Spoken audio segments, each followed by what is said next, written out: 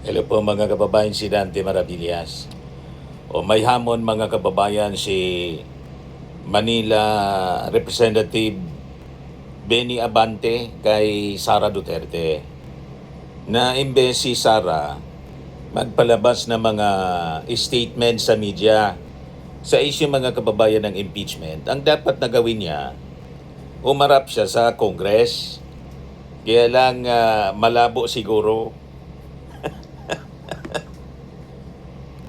nasira yung branding nila mga kababayan na maisog. Di ba po? Hindi man pala maisog, duwag pala mga kababayan. Yan man talaga anya Mr. Maravillas, yung brand ng mga Duterte. Kahit yung tatay na naghamon na makipagdebate kay Justice Carpio. Si Baste, ganun din kay General Torre. Ngayon naghamon na naman si Baste kay Madriaga, kinol ni Madriaga, malamang umatras uli.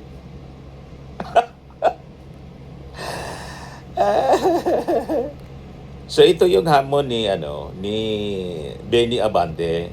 O yan news release. Benny Abante. Yan Basahin ko mga kababayan yung sabi ni Congressman Abante.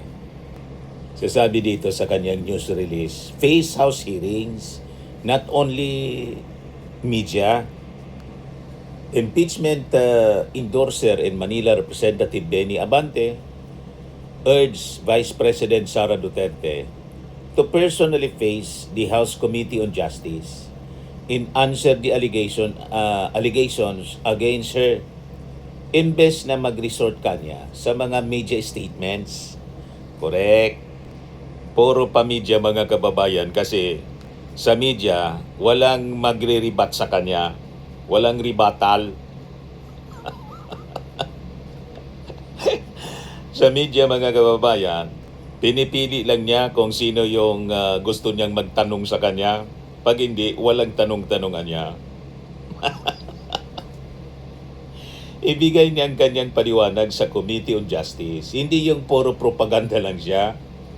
Sabi ni Abante mga kababayan, Chairman Committee on Human Rights, ang committee at ang Senado, kung doon ito mauuwi, ang tamang forum para sa kanyang paliwanag, hindi lamang press release, social media post o press conference ang kanyang dapat gawin. Kung ganyan lang, malinaw na pag-iwas sa responsibilidad at accountability. Correct. Malinaw kasi mga kababayan na guilty. Sabi ko sa inyo, pag ang tao umiiwas na matanong, umiiwas sa investigasyon, malinaw na guilty. Flight is an indication of guilt, mga kababayan. Imagine po, sangkatutak yung kanyang abogado, pero hindi niya kayang sagutin. Pati ng kanyang mga abogado, hindi sinagot yung articles of impeachment. Si Martin Romualdez, mga kababayan, isa lang yung abogado. Di ba? At hindi siya umiwas sa pagtatanong ng ICI. Hindi din tumakas tulad ni Saldico, tulad ni Harry Roque. Si Saldico nahuli na mga kababayan, and sabi ng ating Pangulo at saka ng DILG, in 1 to 3 weeks, kasi siyempre ipaprocess pa yung mga papeles. Doon maibabalik dito sa sa Pilipinas si Saldico. Pero ang pinapakalat naman po ni Harry Roque, wala man daw na ganon, fake news daw yung ating Pangulo. Hindi daw nahuli mga kababayan si Saldico. Matindi talaga po ang pagpapakalat nila ng fake news. Tulad po ng pagpakalat nila na yung ating Pangulo ay mamamatay na sa colon cancer. Ayon, yung ating Pangulo umakyat na naman po ng bundok. Nandun kahapon sa Benguet mga kababayan, namakyaw ng mga gulay. Umakyat sa bundok ng Mountain Province, Benguet pala, namakyaw ng gulay. O di ba? O ngayon, balikan natin yung kwento rito kay Benny Abante. Abante issued a call 2 days after the Justice Panel's clarificatory hearing on the impeachment complaints. He pointed to key pieces of evidence presented during the proceedings, including yung testimony ni Ramil Madriaga, who identified himself as alleged bagman ni Sara Duterte and supposed dummy ni former President Rodrigo Roa Duterte in certain bank accounts. Pinirman agad po ni Madriaga. Yan ang walang tinatago. Yung waiver niya sa mga bank accounts, doon makikita, mga kababayan, yung flow ng pera na umabot ng bilyon daw mula sa kung saang sources, kasama siguro yung droga or pugo. So, yon mga kababayan, magkakaalaman na. Also cited was the Commission on Audit's final ruling affirming the disallowance of 73 million in confidential in intelligence funds of the Department of Education during Duterte's tenure as Education Secretary. So sabi dito sa news release ni Benny Abante, the hearing also examined findings of the National Bureau of Investigation, questioned documents division, which flagged similarities in handwriting and signatures in acknowledgement receipts of the supposed CIF recipients.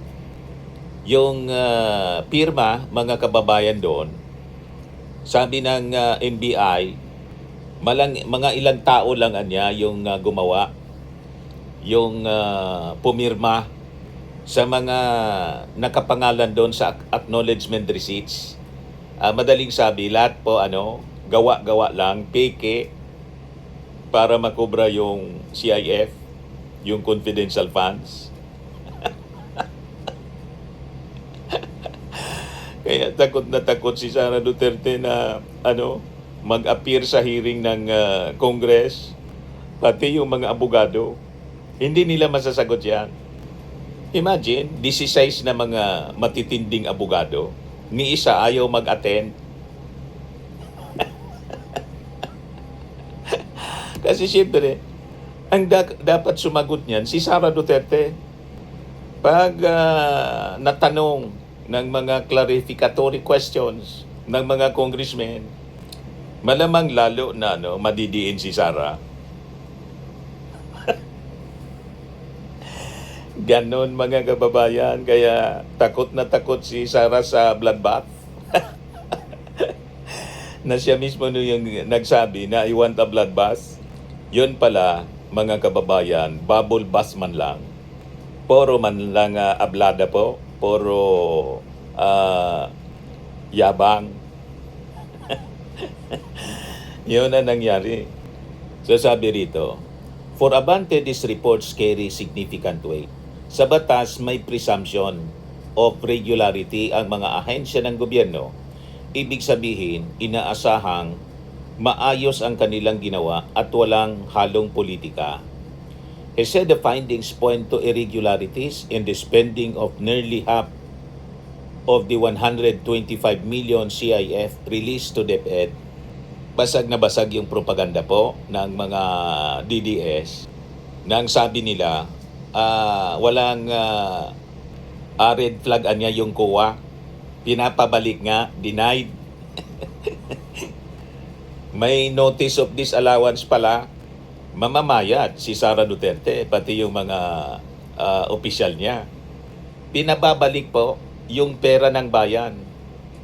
May notice of disallowance. Kaya sabi ni Benny Abante, ang final disallowance malinaw. Hindi pinayagan ang paggastos ng 73 million dahil kaduda-duda at walang sapat na dokumento, paliwanag po ng congressman. Abante also noted that similar cases have reached the Sandigan Bayan in the Office of the Ombudsman, with some officials ordered to return public funds. Ganito rin ang ibig sabihin ng desisyon ng COA, isauli ang 73 million pesos ng BP at ng ilang opisyal ng DepEd. O, di ba? Wasak na wasak yung kasinungalingan ng mga DDS. Yung mga propaganda nila. Kaya puro lang sila pakalat sa sa social media. Saka pa-interview si Sara sa SMNI. Ayaw niya naman pa-interview sa ibang media, mga kababayan, na hindi kasabwat. Kasi ayaw niya sagutin yung mga hard questions. Hindi niya kaya. Ngayon, nadagdagan pa yung kaso ni Sara Duterte kasi may binulgar, di ba, si Ramil Madriaga na sabi Chinese donor ni Sara Duterte. So sabi ni Manila Representative Joel Chua, formally linked Chinese donations to VP Sara's 2022 campaign may constitute election offense. Grounds for impeachment. So madadagdagan pa yung grounds for impeachment. Naloko na niya Mr. Maravillas. Nagkapatong-patong na. So sabi ni Chua, Vice President Sara Duterte may have committed an election offense if allegations that her 2022 campaign na niya was partly financed by Chinese nationals linked to family are proven true. Pag ito niya, mapapatunayan na totoo. If the allegations are true, Chua said, Duterte would have committed culpable violation of the constitutions since she took an oath to uphold it and abide by the laws enforced by constituted authorities such as the COMELEC. This would then constitute an impeachable offense niya. Kapag napatunayang dayuhan ang mga nag-ambag sa kampanya, malinaw na may issue ng culpable violation of the Constitution. Bawal kasi siya, yung foreign funding. Section 96, meanwhile, makes it unlawful for candidates in political parties to solicit or accept such contributions whether directly or indirectly. Ang nakikita ko rito ay posibleng election offense. Dahil may distribution na naganap, kailangan nating alamin kung ang mga sangkot ay Chinese citizens. Kung sila ay foreign nationals at hindi Pilipino, malinaw may paglabag niya sa election code. Duterte alleged bagman Ramil Madriaga claimed in his supplemental affidavit to have received millions of pesos from formerly Financial Officer Lin Wishyong and businessman Maestrado Lim, also known as Tony Yang, and his brother Michael Yang, supposedly for the Vice President's campaign activities. Chua recalled that Lim and Yang are also known associates of former President Rodrigo Roa Duterte, with Yang having served as his economic advisor. They are also among the individuals linked to the illegal operations of Pogo. So, lumalabas mga kababayan sa affidavit ni Madriaga kasama sa nagpundo kay Sara Duterte sa kanyang election in 2022 mula sa Pogo. Madriaga said the funds were used by the Initiative for Social Justice Innovation in Progress Pilipinas o ISIP, a non-profit organization he formed, whose acronym, he said, originally stood for Inday Sara is my president. It was allegedly created to support Duterte's 2022 presidential bid, which he said was established on the instruction of Boss Duterte in former President yung Sinigong in 2020. Once ISIP was up and running, Madriaga said the former president directed him to collect financial donations from close allies and supporters. This included 175 million allegedly from Wei Xiong and 100 million purportedly from Lim. Yun ang naging supplemental affidavit ni Madriaga. Madriaga claimed the money was used to fund the campaign activities of ISIP across the country, covering establishments, the establishment of chapters, campaign merchandise, travel accommodations, office rentals, and allowances for volunteers and organizers. Chua also pointed out that receiving donation from foreign nationals is one issue, but whether Duterte declared these contributions in her statement of contributions and expenditures or SOSE is an entirely separate concern should the allegation prove true. So madadagdagan pa, patong-patong na yung kinasadlakan na problema, mga kababayan ni Sara Duterte. Ang tanong dyan, sabi niya, nasa SOSE ba yan? Kung tumanggap ka ng ganoong kalaking halaga, dapat malinaw at tumpak ang deklarasyon. Duda ako kung may 175 million mula sa Farmally na naka-entry sa kanyang SOSE. Yan ang kailangang linawin. When asked whether the Duterte camp would still take the opportunity to confront this allegation at the impeachment hearings, Chua said the Committee on Justice is keeping its doors open. If the Vice President wants to submit an affidavit or any evidence she deems necessary to deny the claims, she may do so freely, and the panel will take it into consideration. Mag-submit sila ng mga affidavit o anumang ebidensya na sa tingin nila ay makakatulong sa kanilang panig. Tulad ng sinabi ng chairman, hanggat hindi pa tapos ang hearing, bukas ang committee sa pagtanggap ng lahat ng ebidensya. The Vice President has been absent from all of the Justice Committee hearings so far, refusing to directly answer the impeachment allegations against her and choosing instead to file petitions seeking to stop the proceedings and issue public statements on social media attacking the committee's credibility. Hindi lang yung credibility ng committee yung inaatake nila, kundi pati si Madriaga, inaatake nila yung credibility. Ang maganda po na dapat gawin, i-confront nila si Madriaga doon mismo sa justice panel ng Congress. O kung hindi, siyempre doon na sa trial. Face off dapat, mga kababayan.